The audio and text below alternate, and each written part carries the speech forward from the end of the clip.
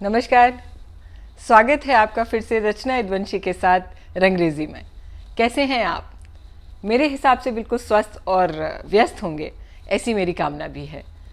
तो आज मैं आपको क्या सुनाऊंगी? आज जो मैं लिखती हूँ उससे थोड़ा सा भिन्न मैंने लिखा है।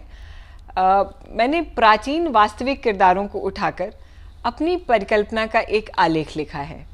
और वो जो प्राचीन वास्तविक किरदार हैं, जो ओरिजिनल कैरेक्टर्स हैं पास्ट के, वो इतने पॉपुलर हैं कि मुझे उनके विषय में ज़्यादा व्याख्या करने की आवश्यकता नहीं है। वो क्या है वो आप शीर्षक से समझ जाएंगे।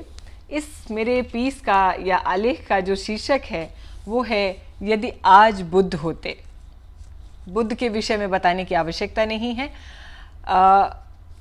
ये मेरे इस पीस का टाइटल है, शीर्षक है यदि आज बुद्ध होते।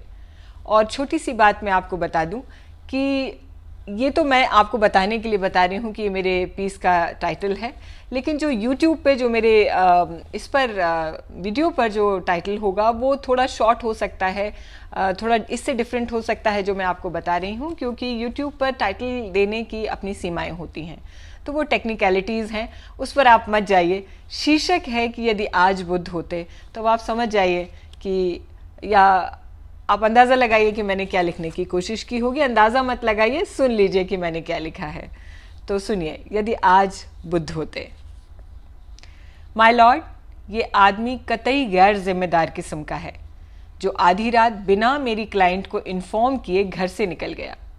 योर ऑनर, इसने अपने छोटे मासूम बच्चे की परवरिश का भी नहीं सोचा, और मेरी क्लाइंट यशोधरा जी केवल एक होम मेकर हैं, ये आपको मैं बताना चाहता हूँ।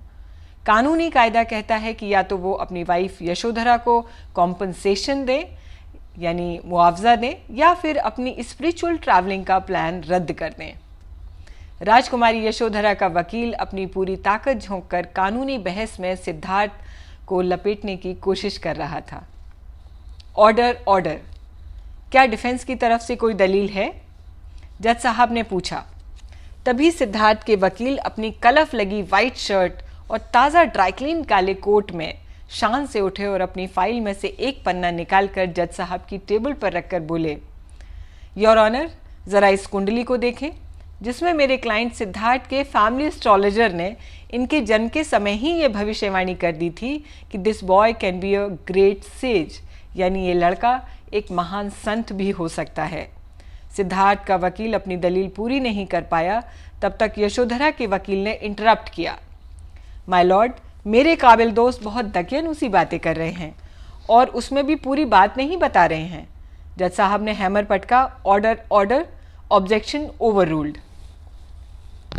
सिद्धार्थ का वकील तसल्ली की मुद्रा में फिर शुरू हुआ।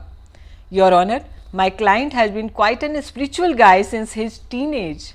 योर ऑनर, एक टीनेज बॉय के रूप में जब इन्होंने अपने ड्राइवर के साथ एक पेशेंट, एक ओल्ड मैन और एक डेड मैन को और साथ में एक संत को देखा था, तभी इन्होंने रियलाइज कर लिया था कि life is nothing but a pile of sorrows. जीवन कुछ नहीं है दुखों के एक पहाड़ के अलावा। My client is very sensitive person, rather he did not want to hurt his wife, तभी उन्होंने चुपचाप जाने का फैसला किया। माय लॉर्ड, गौर करें कि सारी प्रॉपर्टी, मर्सिडीज, विला सब अपनी वाइफ के लिए छोड़कर मेरे क्लाइंट खाली हाथ जा रहे थे। यहाँ तक कि अपना छोटा सूटकेस भी ले जाना उन्होंने मुनासिब नहीं समझा। मेरी अदालत से दरख्वास्त है कि मेरे मुवक्किल को फ्रीडम ऑफ चॉइस का अधिकार दिया जाए और बिना किसी मुआवजे के प्रेशर के उनको घर छोड़ने दिया जाए। प्रोसिक्यूटर कुछ कहना चाहेंगे? जज साहब ने यशोधरा के वकील को मौका दिया। माय लॉर्ड, मेरी मुवक्किल यशोधरा विटनेस बॉक्स में आके कुछ कहना चाहती हैं। अदालत से अनुरोध है कि उन्हें मौका दिया जाए। यशोधरा के वकील ने जज साहब से इल्तजा की। जज साहब ने कहा, ओके। यशोधरा सिल्क की साड़ी और हैदराबादी मोती के सेट में खुले बालों में बहुत खूबसूरत लग रही थीं, लेकिन उदास भी लग रही थीं। वो धीमे कदमों से चलकर विटनेस बॉक्स में आई और जज साहब का उन्होंने अभिवादन किया।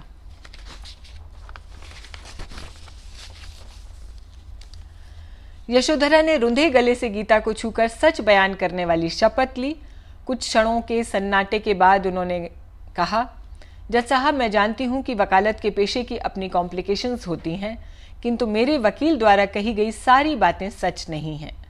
यह सच है कि मैं आहत हूँ, आई एम हर्ट, और यह भी सच है कि मैं इस बात से भी दुखी हूँ कि सिद्धार्थ मुझे बिना बताए यूं ही आधी रात को न केवल मुझे बल्कि हमारे छोटे बेटे राहुल को भी छोड़कर चले गए। लेकिन फिर भी मैं यह नहीं मानती कि सिद्धार्थ एक गैर जिम्मेदार व्यक्ति हैं। सर, सिद्धार्थ के वकील ने कहा कि वो एक सेंसिटिव पर्सन है। ये बात बिल्कुल ठीक है, और शायद यही वजह रही है कि सिद्धार्थ मुझसे कह के नहीं जा सके कि क्योंकि उन्हें लगा होगा कि उनकी प्रिय पत्नी ये सुनकर डिस्टर्ब होगी और वो शायद ये देख नहीं पाएंगे। सर, ये कानूनी दावा मैंने उनसे प्रॉपर्टी या मुआवजा लेने के लिए नहीं किया है, बल्कि सिद्धार्थ को हर तारीख पर आंख भर के देखने के लिए किया है। आप मेरी भावनाओं को हास्यास्पद मान सकते हैं, लेकिन सच यही है कि सिद्धार्थ अपनी आध्यात्मिकता की राह में मुझे रोड़ा न समझे और अनवरत रहें अपने लक्ष्य के प्रति, किंतु बीच में मुझसे अदालत में ही सही पर मिलने आते रहें। मैं अपनी ऊर्जा कानूनी कार्रवाई में जाया नहीं कर रही हूँ जज साहब, बल्कि अपने अतीत को हर तारीख पर जिंदा कर भविष्य में जीने के लिए एनर्जी कंजर्व करना चाहती हूँ। यशोधरा ने धारा प्रवाह अपनी बात रखी और फिर एक विराम लेकर दृढ़ स्वर में कहा, जज साहब, प्रेम अपनी जगह ठीक है, लेकिन जीवन को स्वाभिमान से जीना भी संविधान की एक शर्त होती है। मैं अपने लिए नहीं बल्कि राहुल के लिए कानूनी लड़ाई लड़ रही हूँ। यद्यपि सिद्धार्थ के बिना सारी प्रॉपर्टी, कारें, विला मेरे लिए निरर्थक हैं, किंतु राहुल को उसका जायज़ हक मिलना ही चाहिए।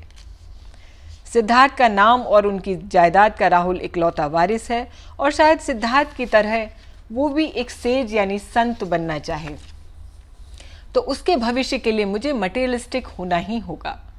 आई can live my life alone with grace, but for my son I want Siddhartha's legacy.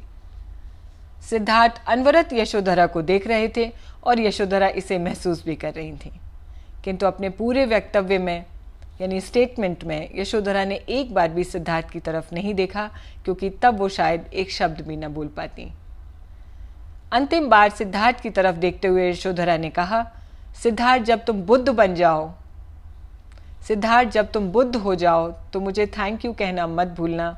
दुनिया को पता चलना चाहिए कि एक सफल आध्यात्मिक गुरु के पीछे भी एक नॉन नैगिंग महिला ही होती है।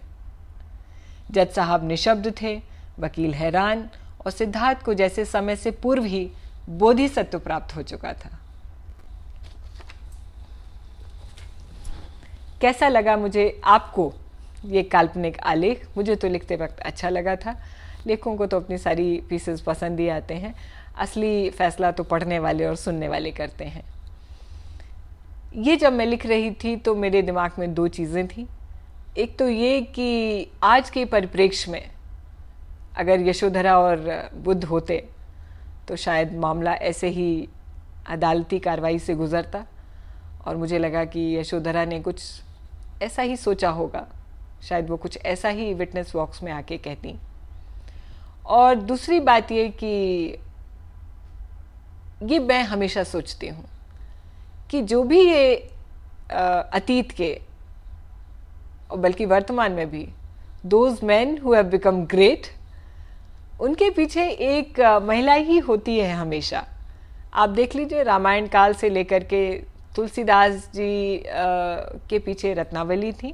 हालांकि उनको बहुत सही तरीके से पोर्ट्रे नहीं किया गया है, हालांकि ये थोड़ा सा विवादित मुद्दा है, इस पे मैं नहीं जाऊंगी, लेकिन मुझे ऐसा लगता है, व्यक्तिगत राय है मेरी, कि तुलसीदास जी को सिर्फ उनकी जिम्मेदारियों का एहसास ही तो कराया था रत्नावली ने, जो उनके दिल पे लग गया था, और फिर उनकी क्रिएटिविटी अपने फुल फॉर्म में निकल के आई थी, फ्रस्ट्रेशन में ही सही।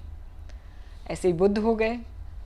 किसी का भी नाम आप लीजिए, किसी को भी उठाइए, एक ना एक महिला किरदार उसके पीछे ज़रूर मौजूद है। फिर वो निर्भर करता है कि उसको इतिहास ने कैसे पोर्ट्रे किया है और हम उसे कैसे समझते हैं। तो बहरहाल मुझे लगा कि यशोधरा और सिद्धार्थ को अगर हम इस परिप्रेक्ष्य में समझें, अगर आपने वो एक जोक भी सुना होगा कि अगर वो कोलंबस जो है वो दुनिया देखने नहीं निकल पाता, अगर उसकी पत्नी बहुत सारे सवाल करती कि कहाँ जा रहे हो, क्यों जा रहे हो, कब आओगे, तुमको ही क्यों जाना है और किसी को क्यों नहीं भेजा जाता। एक जोक है, महिलाओं पे जोक बनाना बहुत आसान है, जो मुझे बहुत पसंद भी नहीं आता कभी कभी, being a very feminist woman. तो लेकिन बात बिल्कुल सही है कि जिनको जिनको स्वतंत्रता मिली और जिन्होंने कुछ कारनामे किए, उनके पीछे किसी महिला की प्रेरणा का ज़बरदस्त योगदान रहा है। आप कहीं से भी कुछ भी उठा के देख लीजिए। बाकी मैंने आपके अपने ऑडियंस की विटनेस बॉक्स में दोनों किरदारों को खड़ा कर दिया है। आप फैसला सुनाएं कि कैसा लगा आपको। आप इससे बिल्कुल इत्तेफाक ना रखें, ये आपको पूरी आज़ादी है। बस एक यही प्रार्थना है कि बहुत ही कल्पना को कल्पना ही रहने दें, इसको किसी भी वास्तविक किरदार के उससे जोड़ करके, पहलू से जोड़ करके। और देखिए, आध्यात्मिकता और धर्म में अंतर होता है। आध्यात्मिकता कभी किसी को हर्ट नहीं करती, लेकिन धर्म से बहुत जल्दी लोग आहत हो जाते हैं।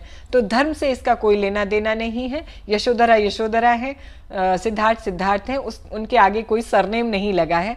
तो इसलिए इसको धर्म की तरफ मत ले जाएगा, नहीं तो मुझे पता है बहुत बवाल और विवाद होने की संभावना है। लेकिन इसको आध्यात्मिकता से अगर जोड़ें तो मुझे लगता है कि आप ज़रूर बहुत संवेदनशीलता से विचार करेंगे कि क्या हुआ होगा और क्या होना चाहिए था।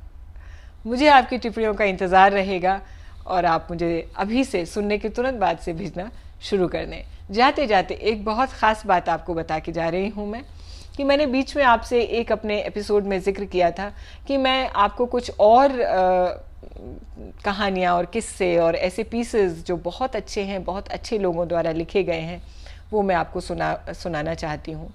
तो आप लोगों ने कुछ ने जवाब दिया था, कुछ ने मुझे डायरेक्ट मैसेज करके अपनी राय रखी थी। लेकिन मैंने ये सोचा है कि एक तो कंटिन्यूटी मुझे बढ़ानी है। मुलाकातें आपसे कम हो रही हैं मेरी। मुझे लगता है कि मुझे लगभग हर हफ्ते आपसे एक दिन तो मिलना चाहिए। तो उसके लिए देखिए, लेखक होने के नाते मुझे ऐसे लगता है कि प्रोफेशनल तो मैं नहीं लिखती हूँ कि हर फ्राइडे के लिए एक फटाफट से कोई पीस लिख जाए। वो अभी उतनी सिद्धहस्त मैं नहीं हुई हूँ कि जब चाहूँ तब लिख दूँ। एक मूड होता है, एक मिजाज होता है, तब मैं लिखती हूँ। तो उसके दो फ़ायदे होंगे कि एक तो मुझे आपसे मिलने का मौका मिलेगा हर हफ्ते। दूसरे, ऐसे बहुत सारे पीसेस हैं महान राइटर्स के जो मुझे लगता है आपको सुनने चाहिए और जो आपके पास वक्त नहीं है, जो आप नहीं पढ़ पाए होंगे और मैं आपको पढ़ के सुना सकती हूँ।